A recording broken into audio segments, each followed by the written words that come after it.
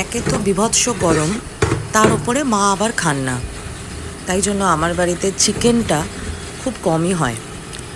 বাজারে গেলে যেটা আগে চোখে পড়ে সেটা হচ্ছে মাছ, আর তারপর যেটা প্রায় রেগুলারই আমাদের বাড়িতে হয় সেটা হচ্ছে ডিম, কারণ ডাক্তার মাকে ডিম খেতে বলেছে ডেলি। তো যাই হোক, আজকে অনেক দিন পর আমি চিকেন আনলাম, কারণ একঘেয়ে রান্না খেতে খেতে বা একঘেয়ে মাছ মাংস বা নিরামিষ খেতে খেতে আর ভালো লাগছিল না। প্রচণ্ড গরম, বাট তা সত্ত্বেও একদম অল্প করে, যেহেতু আমি একাই খাবো, তো একদম অল্প করে একটু চিকেন নিয়ে আসলাম। চিকেনটা খুব ভালো ছিল, ফ্রেশ ছিল এবং পরিষ্কার মাংস, দেখতেই পাচ্ছেন কোনো মানে খুব বেশি কিছু ফেলতে হয়নি, একদম পরিষ্কার পরিচ্ছন্ন ছিল। সেটাকে ধুয়ে ভালো করে পরিষ্কার করে এবার নুন হলুদ মাখানোর পালা। এখানে 500 গ্রাম চিকেন আছে। এখানে আমি নুন হলুদ লেবু এবং অল্প একটু তেল দিয়ে করেছি, তেল দিয়ে মেখেছি জিনিসটা। আমি এখানে সয়াবিন অয়েল ইউজ করেছি, কারণ সর্ষের তেলটা আমার খুব একটা বেশি ভালো লাগে না খেতে, একটা গন্ধ পাই আমি সর্ষের তেলের। একমাত্র ইলিশ মাছ হলে সেটাতে সর্ষের তেলে রান্না করতে পছন্দ করি, বাকি সব মাছ বলুন বা যাই বলুন সাদা তেল বা সয়াবিন অয়েল বা সানফ্লাওয়ার অয়েলেই আমি রান্নাটা করে থাকি জেনারেলি। তো এবার নুন হলুদ লেবু এবং অল্প তেল দিয়ে আমি মাংসটা এবার মেখে রাখবো। প্রায় আধ ঘন্টা থেকে 1 ঘন্টা মতো আমি মেখে রেখেছিলাম। এখানে আপনারা কিন্তু অবশ্যই সর্ষের তেল দিয়েও করতে পারেন, তাতে কোনো অসুবিধা নেই। লেবুর জায়গায় ভিনিগার দিতে পারেন বা দইও দিয়ে করতে পারেন, তবে দইটা আমি পরে দেবো বলে এখন আমি লেবুটাই দিয়েছি। ভিনিগার দিয়ে ম্যারিনেট যদি করেন তাহলে কিন্তু খুব বেশিক্ষণ রাখা যাবে না, কারণ ভিনিগারে কি হয়, জিনিসটা খুব বেশিক্ষণ রেখে দিলে মাংসটা সফট হওয়ার বদলে কিন্তু ছিবড়া ছিবড়া হতে থাকে। আপনারা খেয়াল করেছেন কি না জানি না, ধরুন শীতকালে যখন আমরা কোনো পিকনিকে যাই, তখন পিকনিকে যে চিকেন পকোড়া দেওয়া হয় সেটা দেখবেন খুব সফট বা মুচমুচে হওয়ার বদলে কিন্তু ভীষণ ছিবড়া ছিবড়া মতো খেতে লাগে। অন্তত আমার তো তাই লাগে, কারণ ওখানকার যারা রান্নার কাজগুলো দেখেন, পিকনিকের কথা বলছি আমি বিশেষ করে, তো তারা কি করেন, জেনারেলি ভিনিগারে অনেকক্ষণ ধরে মাংসটাকে ম্যারিনেট করে রাখেন এবং যার ফলে মাংসটা সফট হওয়ার বদলে কিন্তু ছিবড়া ছিবড়া হয়ে যায়। তো ভিনিগারটা আমি ম্যারিনেশনের জন্য অ্যাভয়েডই করি। দই বা লেবু দিয়ে আমি ম্যারিনেশন করতে ভালোবাসি। আচ্ছা, এখানে যেটা দেখলেন সাদা সাদা, সেখানে কাজু, চারমগজ আর আপনার গরম মশলা, জায়ফল, জয়িত্রী, এগুলো দুধের মধ্যে আমি ভিজিয়ে রেখেছিলাম। 2টো শুকনো লঙ্কা এবং 2টো একদম ছোট কাঁচা লঙ্কা, আমার বাড়িতে কাঁচা লঙ্কা শেষ হয়ে গেছিলো, ওই জন্য ছোটো 2টো কাঁচা লঙ্কা আমি গরম জলের মধ্যে ভিজিয়ে রেখেছি। আলুগুলোকে খোসা ছাড়িয়ে জলের মধ্যে ভিজিয়ে রেখেছিলাম যাতে কালো হয়ে না যায়। এইটা হচ্ছে সেই কাজু এবং চারমগজ পেস্ট। আচ্ছা, শুকনো লঙ্কার সাথে আমি টমেটোও পেস্ট করেছি, সাথে ছিল আদা এবং রসুন। পেঁয়াজ কিন্তু আমি কুচিয়ে রেখেছিলাম, পেঁয়াজটা কিন্তু পেস্ট করিনি, ওটা আমি ভাজবো। তো এবার কড়াইতে তেল গরম হতে দিলাম। আপনারা কিন্তু অবশ্যই, বারবার করে বলছি, সর্ষের তেলেও রান্নাটা পুরো করতে পারেন, আমি সাদা তেলে করেছি। এখানে কিন্তু আমি কোনো গরম মশলা ফোড়ন দিইনি, বিকজ আমার গরম মশলাটা শেষ হয়ে গেছিলো, সেটা আমার খেয়াল ছিল না।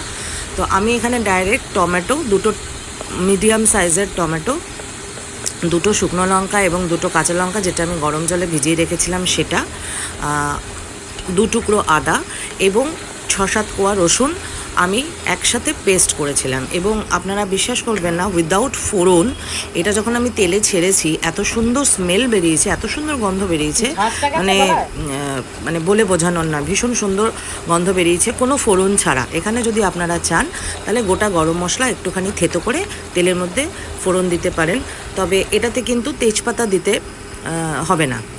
এরপর আমি যেটা দিয়েছি, জিরের গুঁড়ো, ধনের গুঁড়ো, সবই খুব একটা বেশি পরিমাণে নয়।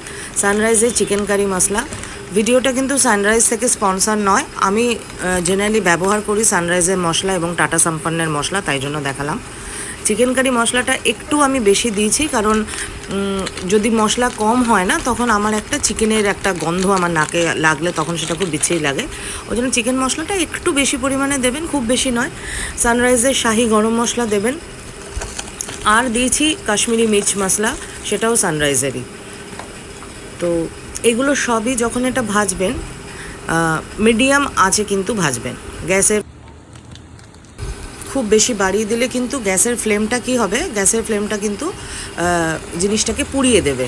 কাজে যখন আপনি অনবরত নাড়তে থাকবেন তখন ফ্লেমটা হাই রাখুন, কিন্তু একটু ঢাকা দিয়ে মশলাটাকে কষানোর জন্য ঢাকা দিয়ে ফ্লেমটাকে একদম লো করে দিন। তাহলে কী হবে, ধীরে ধীরে মশলাটা পুরো কাঁচা ভাবটা চলে যাবে, মশলার কাঁচা গন্ধ চলে যাবে, টমেটোর কাঁচা গন্ধ চলে যাবে, টমেটোর কাঁচা ভাব চলে যাবে। আচ্ছা, আরেকটা জিনিস আমি এখানে দিয়েছি, নুন দিয়েছি, অল্প হলুদ দিয়েছি এবং 2 চামচ চিনিও কিন্তু দিয়েছি এই মশলাটা কষানোর সময়। এখনও কিন্তু আমি পেঁয়াজ ছাড়িনি। এইবার আমি পেঁয়াজটাকে দেবো। যখন মশলাটা গা থেকে দেখলেন তেলটা বেরিয়ে আসছে, তখন আমি একদম ঝিরিঝিরি করে কুচি কুচি করে রাখা পেঁয়াজগুলো দিয়ে দেবো। এবং এই পেঁয়াজটা দিয়ে যখন নাড়বেন তখন গ্যাসের ফ্লেমটা হাই রাখুন এবং তারপরে ঢাকনা দিয়ে ঢেকে দিন। এই পেঁয়াজটাকে কিন্তু ভেজে ভেজেই সফট করতে হবে। আপনারা দেখতে পাবেন, দেখাবো আমি যে পেঁয়াজটা কত সুন্দর সফট হয়ে আছে, এবং এটা কিন্তু একদম কম আঁচে আপনাকে ঢাকা দিয়ে রেখে দিতে হবে। এবং যত সফট হবে দেখবেন গা থেকে তত তেল বেরোতে শুরু করেছে মশলার। এবং ভেজেই কিন্তু পেঁয়াজটাকে সফট করতে হবে। বাড়িয়ে কিন্তু ভাজলে কী হবে, মশলা এবং পেঁয়াজ দুটোই কিন্তু গ্যাসের ফ্লেম যদি হাই থাকে পুড়ে যাওয়ার সম্ভাবনা থাকবে, তাতে কিন্তু একটা পোড়া গন্ধ থাকার সম্ভাবনা থাকবে, পোড়া গন্ধ থাকার সম্ভাবনা থাকবে যদি জিনিসটা পুড়ে যায়। তো একদম লো ফ্লেমে, বারবার করে বলছি, জিনিসটাকে কিন্তু করতে হবে। যখন নাড়বেন তখন খালি হাই ফ্লেমে রাখবেন।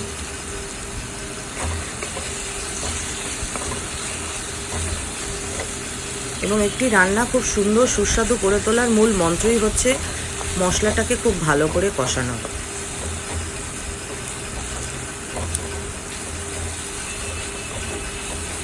আপনি যত মশলা ধীরে ধীরে কষাবেন তত আপনার রান্না সুস্বাদু হবে। যদি মনে হয় তলায় লেগে যাচ্ছে, অল্প একটু গরম জল দিয়ে দিতে পারেন। দিয়ে জলটা শুকনো পর্যন্ত আবার ঢাকা দিয়ে লো ফ্লেমে কষাতে পারেন।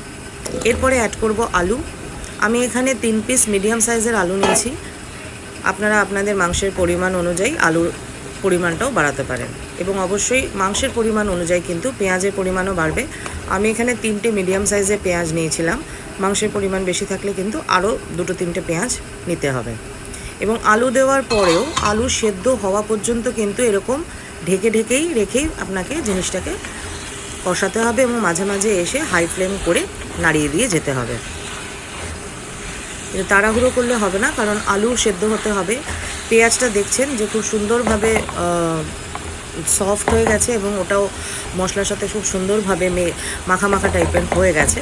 মানে পেঁয়াজটা খুব সুন্দরভাবে বয়েলড হয়ে স্ম্যাশ কিন্তু অলরেডি হতে শুরু করেছে। এবং আলুর সাথে এইবার দিয়ে দেবো চিকেন, কারণ চিকেনটা অলরেডি 1 ঘন্টা ম্যারিনেট করা ছিল, কাজে খুব বেশি সময় চিকেনটা সেদ্ধ হতে লাগবে না। এবং যেহেতু এটা ফ্রেশ একদম চিকেন, কাজেই জিনিসটা খুব বেশি হবে না। প্রবলেম যেটা হয় দেখলেন তো, একা হাতে মোবাইল নিয়ে রেকর্ড করতে গেলে যেটা হয়, অনেক সময় অ্যাক্সিডেন্ট হওয়ার চান্স থাকে। আমারও আজকে হতে যাচ্ছিল, বেঁচে গেছি। কড়াইটা পুরো উল্টে যাচ্ছিল, এই কাঠের হাতাটা শুধু উল্টে গেছিলো। তারপর যাই হোক, তারপর ক্যামেরাটাকে বন্ধ রেখে আবার ঠিকঠাক করে নিয়ে আবার রেকর্ড করছি। তো মাংসটা দেওয়ার পরে একবার হাই ফ্লেমে খুব ভালো করে নাড়িয়ে সেম প্রসেসে লো ফ্লেমে ঢাকা দিয়ে করতে হবে। এবং তারপরে যেটা দেবেন, ফেটিয়ে রাখা দইয়ের মধ্যে কিন্তু আলাদা করে চিনি মেশাতে হবে না, কারণ আমরা প্রথমেই চিনি দিয়েছিলাম যখন টমেটো মশলাটা আমরা কষাচ্ছিলাম। পরে যদি দরকার হয় তখন কিন্তু নুন আর চিনিটা স্বাদ অনুযায়ী পরে দেবেন। এই মুহূর্তে ফ্যাটানো দইটা দিয়ে নাড়িয়ে নেবেন। এবং মশলাগুলো যখনই কড়াইতে দেবেন তখন যেন ফ্লেমটা মিডিয়াম বা লো থাকে। তারপরে দেবেন এই কাজু, চারমগজ, গরম মশলা, জায়ফল, জয়িত্রী, এইগুলো যে বেটে রেখেছিলাম, দুধ দিয়ে বেটেছিলাম, সেই পুরোটা জিনিসটা বাটাটা দুধ সহ দিয়ে দেবেন। এবং দিয়ে ভালো করে নাড়িয়ে ঢাকা দিয়ে লো ফ্লেমে করে দেবেন, যাতে সব মশলা একসাথে খুব সুন্দরভাবে কাঁচা গন্ধ চলে যায়, ভালোভাবে আলু এবং মাংস সেদ্ধ হয়ে যায়, এবং মশলাটাও যেন খুব ভালোভাবে খুব ভালোভাবে পাকাপাকিভাবে যাতে সব কিছুর সাথে সব কিছু যাতে মিশে যায়।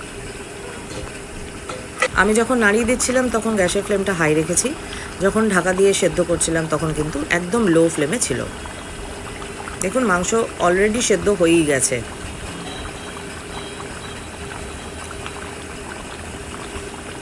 স্মেল খুব সুন্দর বেরোচ্ছিল। এরপরে টেস্ট অনুযায়ী নুন বা চিনি যদি লাগে দিয়ে নেবেন। আমি সব কিছুতেই, সব রান্নাতেই চিনি দিতে পছন্দ করি, বিকজ চিনিটাকে ঝাল, মানে চিনি জিনিসটা ঝাল, নুন এই সব কিছুকে পুরো ব্যালেন্স করে দেয়। অনেকে হয়তো চিনি দিতে পছন্দ করেন না, কিন্তু চিনিটা না দিলে কিন্তু জিনিসটা ব্যালেন্স হয় না। অলরেডি আমার মাংস সেদ্ধ হয়ে গেছে। ঝোল আপনারা যেরকম খেতে চান সেরকম আপনারা রাখতে পারেন। চারমগজ দিয়ে বাটলে এমনিতেই ঝোল একটু মাখা মাখা হয়ে যায়, তো সেটাকে যদি আপনারা পাতলা করতে চান তাহলে এর মধ্যে অবশ্যই গরম জল দেবেন। ঠান্ডা জল কিন্তু ফট করে অ্যাড করবেন না, তাহলে কি হবে, ঠান্ডা জলটা অ্যাড করলে যে স্বাদ, যে গন্ধ বা যে জিনিসটা এখানে অলরেডি গরমে মানে পাকছে, সেই জিনিসটা কিন্তু ফট করে ঘেটে যেতে পারে জিনিসটা ঠান্ডা জল পড়লে। যে যখনই দেবেন গরম জল দেবেন। কষানোর সময় মাংস তো অবভিয়াসলি মাস্ট। এখনও আমি আবার ঢেকে দিয়ে অল্প পরিমাণে, মানে লো ফ্লেমে আমি ঢেকে দিয়ে আরও কষাচ্ছিলাম। তো তার মাঝখানে একখানা পিস খেতে আমার ইচ্ছা হয়েছিল। যাই হোক, রান্না আমার কমপ্লিট, এবার খাওয়ার পালা। স্নান করে নিই, খাওয়ার পালা। তো প্রথমে নিয়ে নিয়েছি শসা এবং লেবু। এই দুটো জিনিস ছাড়া আমার লাঞ্চ কমপ্লিট হয় না। আজকে যেহেতু চিকেন হয়েছিল ওই জন্য বাসমতি রাইস হয়েছিল, না হলে জেনারেলি আমরা বাঁশকাঠি চালের ভাত খাই। আজকে বাসমতি রাইস হয়েছিল। তো এবং জলখাবার আমি খাইনি আজকে, ওই জন্য খিদে পেয়েছিল বলে ভাতের পরিমাণ দেখে আপনাদের মনে হতে পারে অনেকটা, বাট হ্যাঁ একটু হয়তো বেশি লেগেছে, কারণ আজকে আমি ব্রেকফাস্ট করিনি। তো শসাও নিয়ে নিয়েছি, লেবু নিয়ে নিয়েছি, ভাত নিয়ে নিয়েছি। এবং আমার মা যেহেতু খান না, মা আজকে বললেন যে শুধুমাত্র সাদা আলুর তরকারি টমেটো দিয়ে করতে। তো এই সাদা আলুর তরকারি আমাদের যিনি রান্না করেন উনি করে দিয়ে গেছিলেন, মাসি। তো এই দেখুন, ঝোলটা দেখেই মনে হচ্ছে খুব টেস্টি এবং খুবই সুন্দর হয়েছিল খেতে। মানে আমি খেয়েছি বলে আমি বলতে পারছি। একটু ঝাল হয়েছিল, বাট সেই ঝালটুকুনে না হলে কিন্তু এটা টেস্ট মানে ভালো লাগতো না। ঝোলটা দেখতেই পাচ্ছেন খুব মাখা মাখা হয়েছে। আপনারা চাইলে যদি পাতলা করতে চান করতে পারেন, বাট এর থেকে বেশি ঘন রাখলে কিন্তু ঝোলটা মানে পুড়ে যাওয়ার সম্ভাবনা থাকবে যখন রান্না করবেন। এইরকম মাখা মাখা রাখতে পারেন। খুবই টেস্টি লেগেছে খেতে, খুবই সুন্দর হয়েছে খেতে। তো দেখা হচ্ছে আবার পরের কোনো ভিডিওতে এরকম সুন্দর রান্না সহ।